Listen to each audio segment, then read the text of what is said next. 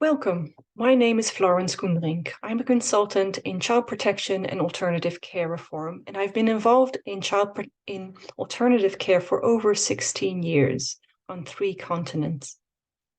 I've recently brought out 2 books.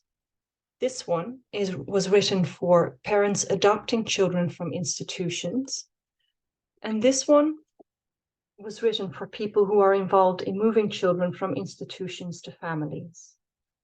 Both books have the same basic content. They explain how children develop in families, how things are different when children are raised in institutions, what the consequences of those differences are, and how families can support children to overcome the delays and challenges arising from institutions. While providing training in the content of the book recently, I did my best to explain the core of what goes wrong when children are institutionalized and of how well-supported families can help children to catch up on development and overcome some of the other challenges. As I was talking about this, I felt that it had to be possible to boil down the essence of what the books explain in a simple visual model.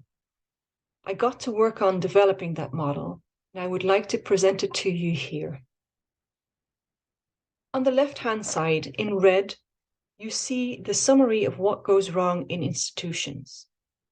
Due to limited staff, high staff turnover, and heavy workloads for caregivers, combined with a regimented care system that requires children to adapt to it instead of care being adapted to children's individual needs, it is not possible to meet children's psychosocial needs in an institutional setting.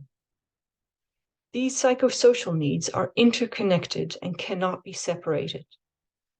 They are, and you see them here in the first oval, physical contact, attention, stimulation, and attachment. Not having these needs met is a sign of danger to the brain, so it raises the child's stress level, hoping to improve chances of survival, proper development, and well-being. The combination of unmet needs and a highly active stress response system leads to problems with trusting people, feeling safe, forming relationships, and learning to communicate effectively. Again, these are things that are interconnected and cannot be separated or dealt with individually. Altogether, this, meaning institutionalization, almost always leads to challenging behavior, physical and mental health problems, and developmental delays. These outcomes can make it very challenging to deal with the child who may act in very unexpected and volatile ways. Therefore, as we move to the right-hand pillar in green, when a child is placed in a family needs training to be aware of what the child has experienced and the effects that this has on his or her development and behavior. And they need to be provided with ongoing support to enable the child to catch up as much as possible. This is necessary to make the placement of the child in a family sustainable. If well supported, the journey of the child in a family starts at the bottom right and can achieve a gradual introduction, the pace of which is determined by the level of tolerance that the child had for it, dependent on his or her previous experiences of meeting psychosocial needs. Again, these needs are physical contact, attention, stimulation, and attachment. Attachment will start to develop slowly over time as the child starts to feel more safe in the family environment. Having these needs met reliably and responsively over a longer time will slowly help lower the stress levels of the child.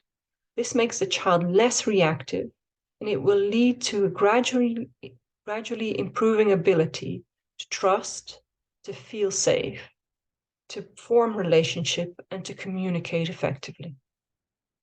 Altogether, this will lead to a reduction in challenging behavior, fewer physical and mental health problems, and developmental catch-up.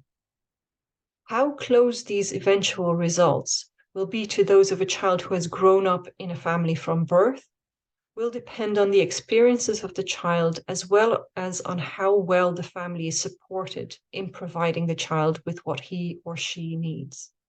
But very significant improvements are almost always seen when a child is moved from an institution to a family. That is the essence of what the books boils down to. That is what the essence of the books boils down to. If you would like to order the books, you can do so on the publications page of my website, www.familybased-solutions.org. Or you can order the PDF version of the training manual on the web shop page of the website. I am also working on developing training programs based on the books, so feel free to contact me if you would be interested in that. Thank you very much for your time and your interest, and all the best supporting vulnerable children in families and communities. Thank you.